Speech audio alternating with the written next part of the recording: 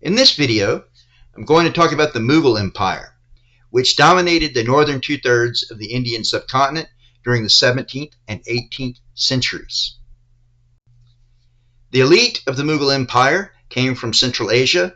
They entered the Indian subcontinent from what is now Afghanistan, and through the use of the kind of typical Turco-Mongol horse nomad-based military tactics, combined with advanced gunpowder tactics, they defeated much larger armies and established a very, very powerful, prosperous empire in South Asia. The culture they created during their 2 centuries of rule was one of the most cosmopolitan, diverse, and artistically flowering in the history of the world. We're looking at a society that combined Hindu and Muslim religious traditions, Persian, Indian, and Central Asian cultural traditions to create unique art and architecture that has left a lasting impact on the entire world. The elites of the Mughal Empire were Turco-Mongols, meaning their heritage was a combination of Turkic and Mongol heritage. So the Turkic tribes, the Mongol tribes, both were quintessential to the rise of the Mongol Empire. They fused together in the creation of a culture based in the Chagatai Khanate of Central Asia that would spread outward and would conquer large chunks of Eurasia, South Asia, Persia, Eastern Europe, etc. So these Turco-Mongol warriors were nomadic in origin. They were masters of horse archery, of cavalry tactics, just as their Mongol predecessors had been. They claimed descent from Genghis Khan through Chagatai Khan, and also they claimed descent from Tamerlane, another great Central Asian warrior who was himself a descendant of Genghis Khan. In the 14th, 15th, and 16th centuries, we see the emergence of what we call the gunpowder empires. The gunpowder empires were created by bands of Central Asian warriors, usually of mixed Turkish and Mongol heritage, who in many different directions conquered settled peoples using a combination of very adept cavalry tactics, the kind of cavalry tactics that we talked about with the Mongol unit, horse archery, charging in when formations were disordered, very, very heavy cavalry that could inflict massive shock damage on infantry formations, in addition to lighter cavalry that could circle armies and pepper them with arrows. But these horsemen were also paired with extraordinary use of gunpowder weaponry. In fact, these gunpowder empires were the first armies to truly effectively use gunpowder weaponry in warfare in a concerted way. Though gunpowder had been invented by Taoist monks in China, on top of this, the Chinese were the first to effectively use gunpowder. The Sung against the Jin dynasty, when the Jurchen tribesmen from Manchuria invaded the Sung, and then later the Sung against the Mongols of Kublai Khan. These were the first armies to effectively use gunpowder. They used primarily rockets to attack the Jurchen and later Mongol positions, and this caused a lot of damage. It caused a massive wound to morale because these were very frightening weapons. The problem was that the weaponry, the technology hadn't advanced to the point to where gunpowder could become decisive on the battlefield. The gunpowder empires changed that. They developed cannon, they developed mortars, and they developed the arquebus, the first handheld firearms that could be effectively used en masse in battle. The most famous of these gunpowder empires was the Ottoman Empire. I won't go into a lot of detail about the Ottoman Empire because it's outside of the realm of Monsoon Asia, but the traditional Ottoman heartland is what is now Turkey. When Turkic tribesmen moved as mercenaries into Western Asia from Central Eastern Asia, from the steppe, remember that the original Turks were East Asian in culture and in appearance. As they moved west, they migrated into what's now Asia Minor, a province of the Byzantine Empire or East Roman Empire. The Ottomans began to establish a power base in what's now Turkey, and they began to wage war. They began to wage holy war as Ghazi. Ghazi is a term for someone who has participated in a military jihad. The Ottomans would build their fame by fighting the Byzantine Empire in the struggle of jihad in Christian-Muslim holy war, and they would gain great fame by conquering Byzantine territory. They end up conquering most of southwestern Asia, the Levant, the Arabian Peninsula, Egypt, North Africa, and they end up building one of the most powerful states that the world has ever seen, a 300-year period of Ottoman dominance. They conquered a huge chunk of southeastern Europe, and they were only stopped at the gates of Vienna in Austria. So this is very important for European history. They had a very powerful navy, and if a few battles, like the Battle of Lepanto, 1521, had gone differently, and the Spanish had been defeated by the Ottomans, all of world history might be different. So these were not insignificant states. In addition to the Ottomans, who lasted until the First World War, you had the Safavids in what's now Iran, Persia. The Safavids were ruled by Shah Ismail, another Turco-Mongol warrior who had some interesting beliefs. He fused Shia Islam with kind of a cult of personality. His warriors believed that his presence on the battlefield meant that bullets and arrows could not harm them. And of course, this was very powerful for morale. But he was also very skilled at using cannon and using the arquebus in battle, just like the Ottoman Turks were. In fact, the Ottoman Turks were able to take the city of Constantinople in 1453 because of their huge siege guns. On top of this, the siege of Vienna failed ultimately because the weather prevented the Ottomans from bringing out their giant cannon. The Mughal Empire was another one of these gunpowder empires. When the founder of the Mughal Empire, Babur, departed from what's now Afghanistan with his army of powerful Turco-Mongol warriors, just as an aside, I forgot to mention it earlier, but the word Mughal means Mongol in Persian. He brought these powerful Central Asian cavalrymen with him, but in addition to this, he also had a number of troops skilled as cannoneers and with the arquebus. So he was bringing these well-trained gunpowder units to battle against an army composed of mostly native Indian troops. Northern India had largely been ruled by foreigners of predominantly Turkish ancestry since the early 13th century. You had waves of Turkish mercenaries entering the subcontinent before the Mughals, and they had established the Delhi Sultanate in 1206, and the Delhi Sultanate had gone on to conquer much of the northern portion of the subcontinent over the next 2 centuries.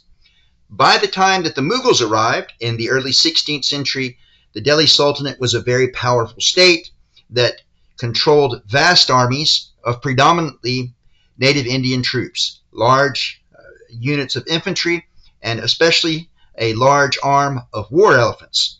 These war elephants were devastating on the battlefield. They were the perfect shock troops due to the fact that the animals were so large. They could trample formations, break formations, and most infantrymen were not going to stand firm when being charged by angry elephants. And of course, they would get these elephants angry. The mahouts who controlled the elephants would actually carry a spike on the back of the elephants with a giant mallet to strike the animal in the spine if they should get turned around and attack their own forces, because that could happen, particularly when they get the elephants drunk on wine to make them extraordinarily fearsome. If they get turned around and attack their own troops, that can be absolutely devastating. So these were very, very devastating weapons, but they were countered by the cannon and the arquebus. The elephants are huge targets. Massive troops using gunpowder weapons could absolutely devastate these armies. And these tactics brought the Mughals victory after victory in northern India, and they destroyed the Delhi Sultanate. I'd like to show you here an image of Virupaksha Temple in, I think it's pronounced Hampi, in Karnataka, southern India. This is, in my opinion, in terms of the design of it, it's one of the most elegant structures there is. And there are many, many, many very beautiful, very unique Hindu temples dating all the way back from the first millennium AD, all the way to built up until the Mughal period throughout southern India that still survive to this day. So we can look at these buildings built over centuries and centuries, and observe very unique styles of architecture originating from a very unique civilization. And if you look at the way that this structure is made, the way it tapers off towards the top, there really is no other style like it. And in my opinion, the traditional Indian architecture is among the most beautiful of all the world's forms of architecture. And there are many, many, many beautiful buildings to see, particularly in South India. So why is this? Well, this is because of something that I have to talk about, and that is the widespread destruction of Hindu temples throughout North India from the early 13th century all the way through the Mughal period. The Delhi Sultanate considered Hinduism to be idolatry. Because it was considered idolatry, many of these temples in northern India were destroyed, they're looted, and many of the faithful persecuted in a number of ways. I won't get into the specifics, but we're entering a period in which, while I want to stress that while we're talking about how cosmopolitan and how diverse the Mughal Empire was, there was a real element of persecution for the Hindu majority in this period of time in northern India.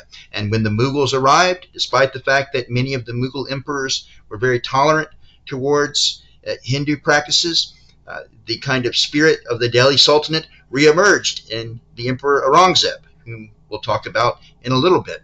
So we see a great amount of destruction of temples in northern India, and in southern India we see many of these temples surviving because of the extent of Mughal control. It didn't reach that far to the south. The very first Mughal emperor, Babur, was born in what's now Uzbekistan.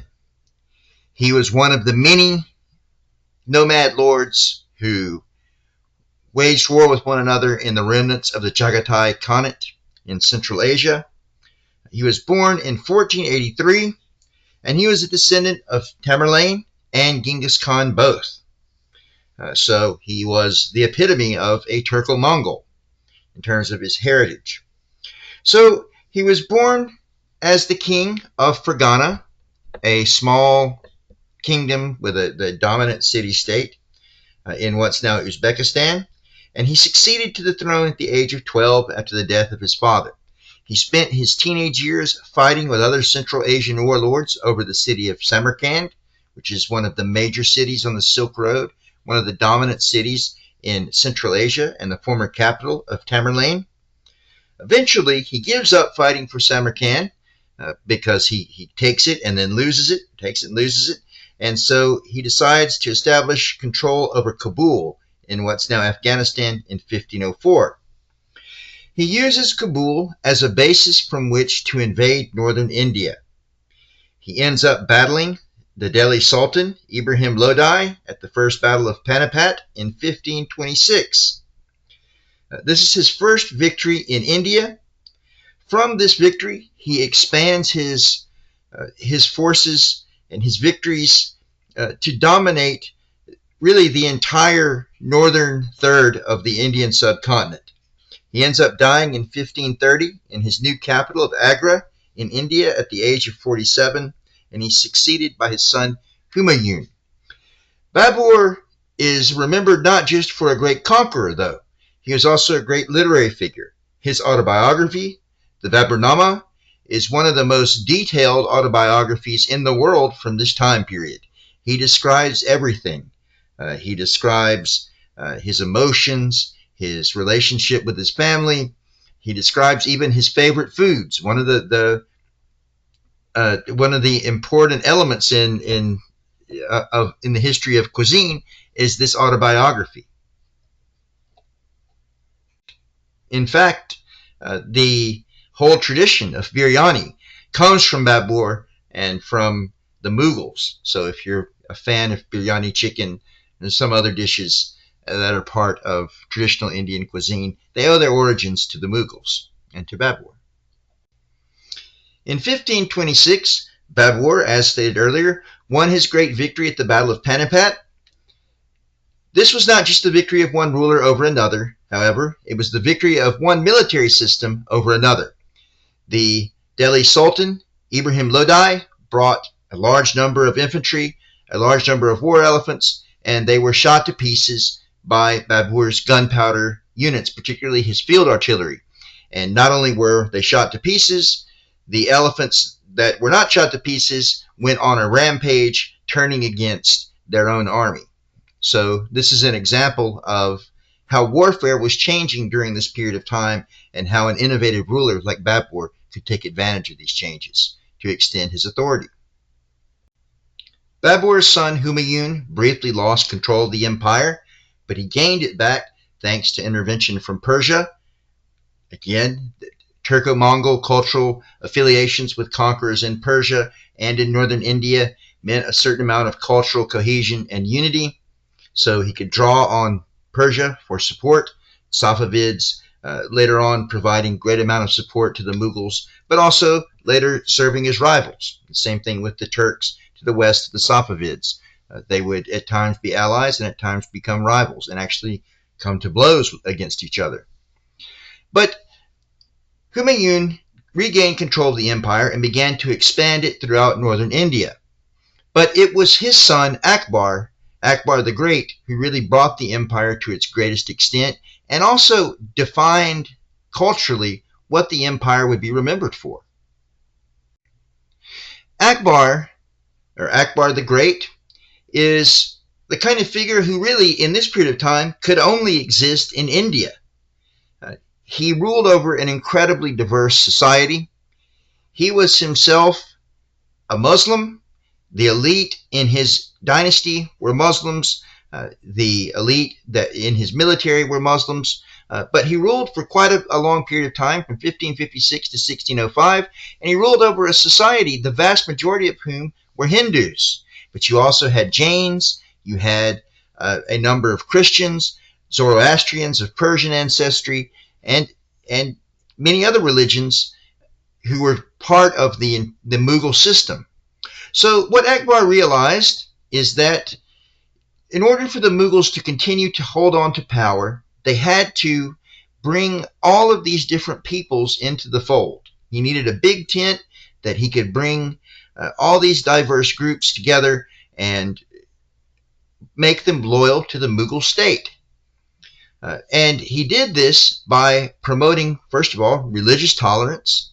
So the previous Delhi Sultanate's policies that were very vindictive towards the conquered Hindu population, like the jizya, forcing very stringent taxes on non-Muslims, that Babur himself had implemented as well.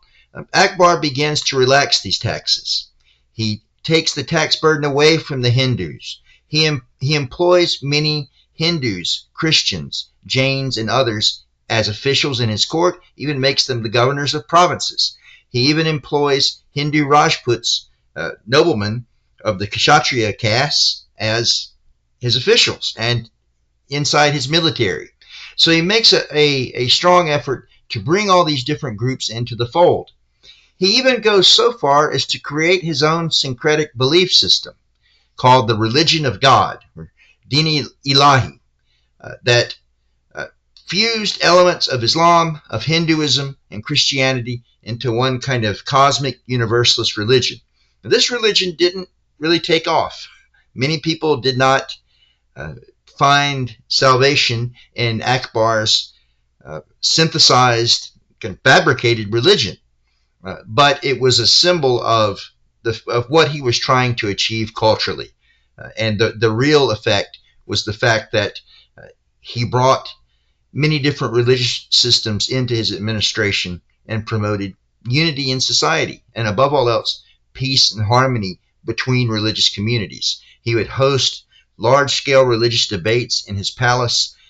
People would not be punished for expressing their opinions during these debates, for asserting their religious beliefs. So he was very much a proponent of religious toleration. Thanks to the cosmopolitan culture created by Akbar, you see this artistic flowering in Mughal India. Hindus, Muslims, Christians began to fuse their different artistic and literary traditions, and the end result was a blossoming of culture in northern India, particularly when it came to architecture. And it wasn't just differences in religion that were synthesized together to create artistic flourishing. You also had cultural differences. You had Persians, you had Turco-Mongols from the ruling dynasty, you had native cultures, many different regional and ethnic groups that would contribute towards this great cultural synthesis, this cosmopolitan flowering of the arts. And the Mughals were prolific builders as well. They built many mosques, they built many fortifications, palaces, public buildings, and many of these were representative of the opulence, the splendor of the Mughal court, and of the many different traditions that the Mughals ruled over. I can't talk about the cosmopolitan culture, and particularly the flourishing of art and architecture in Mughal India, without talking about Mumtaz Mahal and Shah Jahan, one of the great love stories of history. Mumtaz Mahal had been born into a wealthy and influential noble Persian family. Her father, Asaf Khan, had been a very important official and nobleman. Her aunt was Nur Jahan, who was the wife of the Mughal Emperor Jahangir, who was Akbar's son, who had succeeded after Akbar's death. Mumtaz Mahal grew up in a very privileged environment. She was very well educated in traditional Persian literature, in poetry, in court etiquette, and in Islamic studies. And so she was very much an accomplished aristocratic young woman. In 1607, while she was still a teenager, she became engaged to Prince Khurram, who was the son of Jahangir, the emperor. He would later rule the empire as Emperor Shah Jahan.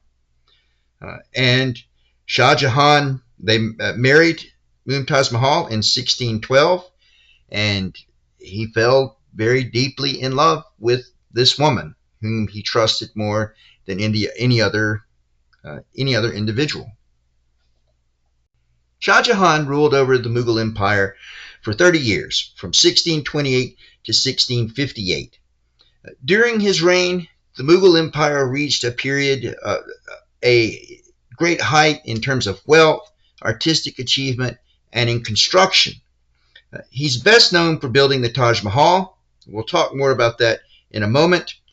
So, as I stated earlier, he deeply loved his wife, Mumtaz Mahal. She traveled with him on military campaigns. The two were largely inseparable. She was a trusted advisor, and she bore him 14 children. Unfortunately, she passed away in 1631, giving birth to their 14th child, and this deeply, deeply devastated Shah Jahan. He couldn't conceive of living his life without her, and so he built one of the world's greatest buildings, and in my opinion, probably the most beautiful building in the world, as a tomb for his late wife. The tomb of Mumtaz Mahal is called the Taj Mahal, and in my opinion, it's possibly the most beautiful building there is. The building is mostly built out of white marble. Construction began in 1632, and it took thousands of craftsmen 20 years to complete this building. On the outside of the building, you have calligraphy, verses from the Quran that cover the marble. Much of the building is inlaid with precious gemstones. Inside the actual tomb where Mumtaz Mahal rests, there are 4 waterways that are representative of the 4 rivers of paradise in the Quran. The entire building is meant to invoke hope in life after death, in heaven, and in being with his late wife again. So devastated was he by her death. So the marble that was used to construct this building was from a faraway region, Rajasthan. So even moving the materials there was quite a feat, let alone spending 20 years constructing the building. Shah Jahan spent enormous sums of money and massive amounts of energy on his late wife's tomb. The tomb is located in Agra, the Mughal capital, on the Yamuna River. So the architecture of the tomb it is really one reason that I find it so beautiful. It's a fusion of many different cultural traditions. It's a fusion of Persian architecture. The domes are decidedly Indian in design, and there are even Central Asian elements in some of the arches. So you have all these different cultural elements coming together to produce this tomb. The dome rises about 240 feet above the ground. You have the four minarets surrounding the tomb, which are emblematic of Islamic architecture. So it really is a fusion, a great representative of the Mughal Empire, because it's a fusion of different cultures coming together to produce this very magnificent structure. And I say that because there has been an attempt by some people in the last 20 years or so to kind of deny the Indianness of the Taj Mahal, as if this building could have just as easily been made in what's now Uzbekistan or Kazakhstan or in Iran or even further in Western Asia. The reality is that this is a distinctly South Asian building, and it couldn't have been built anywhere else. Right? So you have many different Indian aspects of the design, the floral carvings, the motifs, the way that the stone was inlaid is unique to India. And of course, you have the shatris, the small domes that you can see, that the elevated domes, some of them not so small, in the Taj Mahal, common in Indian architecture. Right? So the blending of all these different influences is what makes the building so perfect, in my opinion. This period of cosmopolitan blending of different cultural traditions couldn't go on forever. Shah Jahan was succeeded by his son Aurangzeb, who did away with the tolerant culture created by Akbar and restored the climate of persecution and hostility between different religious traditions. He ruled until he was 88 years old, from 1658 to 1707, and unlike Akbar, he launched several persecutions of native Hindus. He destroyed many Hindu temples. I had alluded to this earlier. Part of the current day conflict in South Asia stems from Aurangzeb's religious policies. The conflict between India and Pakistan stems in part from what this ruler did. Some people have argued that Aurangzeb, his policies forced conversion to Islam by destroying Hindu temples, jailing Hindu clerics, forcing Hindus to pay the massive jizya tax that had been done away with by Akbar, restoring it and making it even larger than it had previously been pre-Akbar. That this created a climate where there was coercion to conversion to Islam. But then there are those who would say that conversion to Islam was a natural byproduct of the caste system, that those who were oppressed by the different castes, particularly the Sudras, the Vaishyas, and of course the Dalits on the very bottom, if you remember talking about the caste system in a previous video, that it was natural that they would turn to Islam to escape the limitations placed on them by caste. Now, whether or not any of that's true, I'm not the authority to ask. But I do know that Aurangzeb's reign is something that is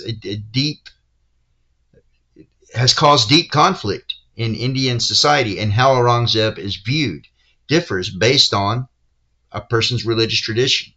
And in part, it's due to the fact that he destroyed this culture of toleration and unity and replaced it with one of religious persecution. And even though he reigned until he was 88 years old and was largely effective as a ruler militarily, he had many campaigns in South India. The resistance to his rule culminated in ultimately the decline of the Mughal Empire, as the Hindu population, which was much more numerous than the Mughal population, the Mughal elites, just as the Chinese were more populous than the Mongols in the Yuan dynasty, they began to organize and to rebel against Mughal authority. Because of Aurangzeb's excesses in terms of persecution, many Rajputs and military commanders like Shivaji, who were Hindus, began to revolt against Aurangzeb's authority and began to fight a quasi-guerrilla war against the Mughals.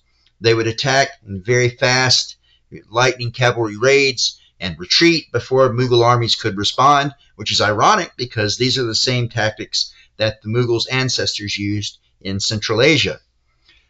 But the Marathas, the confederation created by Shivaji and other Hindu lords, would eventually grow powerful enough to eclipse the Mughals in power. In fact, when Europeans arrive on the Indian subcontinent, the Marathas are in the process of establishing a strong state and consolidating their power. If the Europeans had begun to arrive in India just 80 or so years later, they would have encountered a unified empire and history would be very different. But the Marathas were in the beginning phase of their rise to domination on the subcontinent when the Dutch, the British, etc., begin to establish themselves on the subcontinent. So when Europeans arrive, there is a great Hindu power marshaling strength poised to dominate the subcontinent. If Europeans had arrived 80 years later, they would have encountered a strong centralized empire, most likely, and history would have been very different. They arrived at an opportune time to take advantage of the fact that the Marathas were in the initial phase of expansion and their rise to power. And so the Portuguese, Spanish, Dutch, French, and later British were able to exploit the disunity on the subcontinent to their advantage. One thing I'd like to take a minute to point out, though, is many people believe that with the arrival of colonialism, that also heralds the arrival of Christianity on the Indian subcontinent. And nothing could be further from the truth. Christianity in India has deep, deep roots, going all the way back to the 1st century. Many Indian Christians in the ancient churches of India claim as their heritage that they were founded by St. Thomas, the disciple of Christ, or Doubting Thomas from the New Testament, that after the resurrection, Thomas moved east, he arrived in India, he began to preach the gospel and convert many thousands of converts among the Indian population. Eventually, he was martyred by being impaled on a spear. All of the disciples, except for St. John, met their deaths according to the Christian traditions, so St. Thomas being no exception. But before he was martyred, he had a massive impact, converting many thousands of believers and establishing priests and bishops who would later continue the tradition, the church spreading throughout, particularly in southern and the eastern portions of the subcontinent. So when the Portuguese arrived, there were already Christians flourishing inside India. So I just wanted to point that out. And many of these churches have ties to the Orthodox Church and to the Catholic Church. India under the Mughal Empire was one of the most prosperous societies on earth. It was the world's leading center of spice production. In this period of time, spices are extraordinarily expensive for Europeans. We talked about with Zheng He and the Ming voyages along the Indian Ocean, arriving in Eastern Africa, how the Chinese really didn't find commodities that really excited them, that they would find favorable when it came to establishing trading posts and colonization. So the Chinese were not oriented towards expansion via maritime expansion. Right? They were not oriented towards overseas trade. They were more concerned with defending against the Mongols on the other side of the Great Wall. The Europeans had a completely opposite viewpoint, though. There were many goods in China and India that they could not get their hands on easily without going through the Ottoman Empire that stood as the middleman. They wanted to sail west and reach East Asia, and buy these goods wholesale. They wanted to, and one of the places they wanted to go was India. We all know how Columbus believed that he had arrived in India. But as soon as Europeans began to gain the ability to sail to India, they began to establish trading posts and attempted to control as much of the lucrative spice trade as they could. The Portuguese arrived first, the end of the 15th century. The intrepid Dutch followed by the English and the French. And so these European powers would actually battle against one another for access to Indian markets. Fortunately for these budding colonial powers, the Indian subcontinent was experiencing a period of great disunity and internal strife. The Mughals had been dramatically weakened. The Marathas were rising up, but they hadn't yet become powerful enough to create a centralized state that could fend off challenges from outside. And so they had the perfect divide and conquer situation with which to exploit. After Aurangzeb's death in 1707, the empire began a massive downward spiral. I already mentioned the Marathas and how they represented a kind of resurgent Hindu movement to drive out the Mughals, to restore Hindu power and freedom in central India, how they were gaining momentum, how they were conquering smaller powers and gaining strength. The Mughals could not contend with the Marathas, but to make matters even worse, the Persian ruler Nader Shah invaded in 1739, sacked the capital of Delhi, and carted off a massive amount of wealth. So the Mughals not only lost precious metals, jewels, objects, artistic objects, they lost a great amount of prestige after Nader Shah had so utterly ravaged their capital city. The Mughals would not be able to check the power of the Marathas after this, but unfortunately for both parties, the Marathas would not be able to secure northern India in time to match the growing power of the British East India Company, a mercantile company that was established by the English crown that would eventually dominate Western trade with India and come to rule much of the subcontinent before the British crown took over rule of India itself and Queen Victoria was named Empress of India. But that's an entirely different lecture. Thank you.